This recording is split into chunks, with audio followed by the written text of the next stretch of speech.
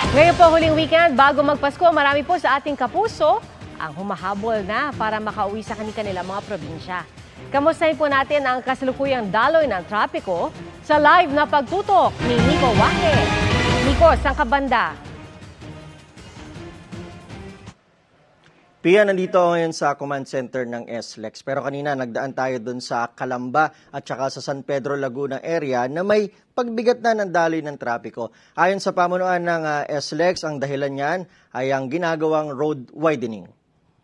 At nandito kami ngayon sa South Luzon. Nagsimulang bumigat ang daloy ng trapiko 1:30 ng hapon kanina sa bahagi ng SLEX sa San Pedro, Laguna. Ayon sa pamunuan ng SLEX, alas 10 ng umaga na magsimulang dumagsa ang mga sasakyan. Karamihan, maagang umuwi ng probinsya para sa holiday season. 2.3 kilometers ang haba ng pila ng mga sasakyan. Alas 2 naman ng hapon na makaabot kami sa bahagi ng Calamba na mabigat na rin ang daloy ng trapiko. Ang dahilan ng traffic sa SLEX, ang road widening na isinasagawa rito. May widening tayo, nagkakaroon ng bottleneck kasi doon. From 5 lanes to 4 lanes, isa naman from 3 lanes to 2 lanes sa may Calamba area. Slow moving lang naman, pero after nung bridge, mabilis na siya ulit. Sa northbound naman o mga pabalik ng Metro Manila, meron tayong volume dito sa bandang C5 area at saka sa Bikutan area. Pero ayon sa SLEX, medyo hindi pa ganoon karami ang bumibiyahe. Nasa 50% pa lang daw ng inaasahang 1.1 million daily average ng sasakyan ang bumiyahe mula kahapon. Na-expect namin na usually kapag ganyan, mga 10, 11 p.m., mabigat pa eh. Pero paggabi, alas 9 pa lang ng gabi, light traffic na tayo eh. Posibleng dahil may pasok pa karamihan sa Lunes. Pero handa raw ang SLEX sa dagsa ng mga biyahero.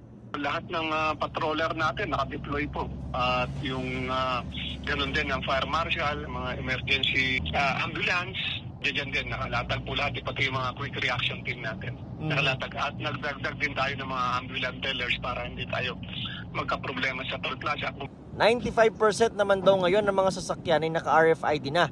Siguruhin lang daw na sapat ang balanse ng RFID para hindi magka-aberya sa toll gates na isa ring nagiging dahilan ng traffic. Pia, mamula-mula na itong daloy ng trapiko, northbound and southbound dyan sa may, yan nakikita nyo, yan yung San Pedro area, gitna yan ng Susana Heights at San Pedro.